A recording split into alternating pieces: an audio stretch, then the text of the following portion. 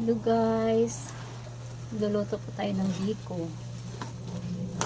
Alam niyo kasi guys, kung gusto niyo sumarap ang luto niyong biko, kailangan po nating magtiis, magpagod, saka kahalo.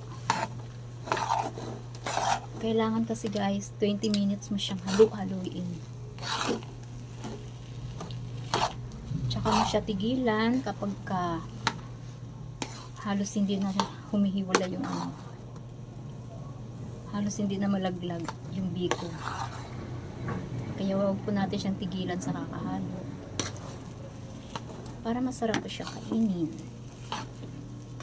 Pinawisan na ako sa kakahalo.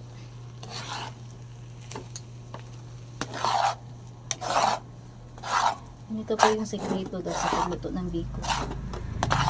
Kailangan wag mo siyang tigilan sa kakahalo. Hanggang sa halos hindi mo na siya kayang haluin.